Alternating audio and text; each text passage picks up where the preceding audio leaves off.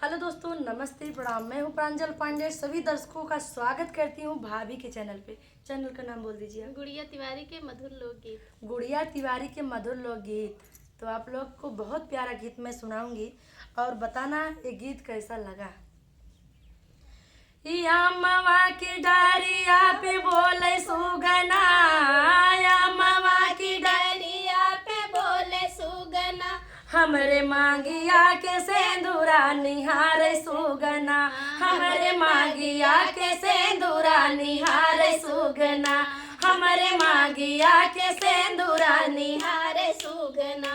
आए आवेदा बलम के हम बताऊ सुगना, आवेदा बलम के हम बताऊ सुगना, गोलिया भर के दागवई बना बचै सुगना, गोलिया भर के दागवई बना बचै सुगना, गोलिया भर के दागवई बना बचै सुगना।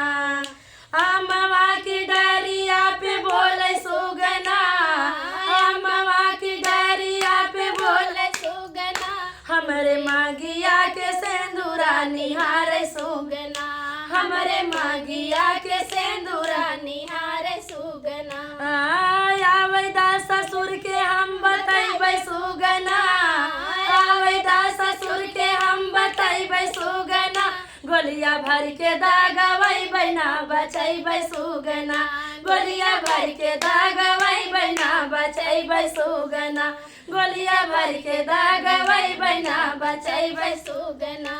अमवा की डारिया पे बोले सुगना, अमवा की डरिया पे बोले सुगना, हमरे मागिया के सेंदूरा निहारे सुगना, हमरे मागिया के सेंदूरा निहारे सुगना।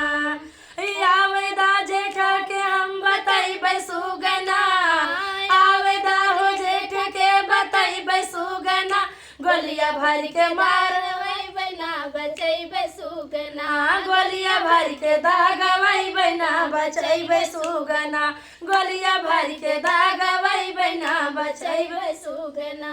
अमवा की डारिया पे बोले सुगना, गोलिया भर के दागवई बना बचै सुगना, गोलिया भर के दागवई बना बचै सुगना।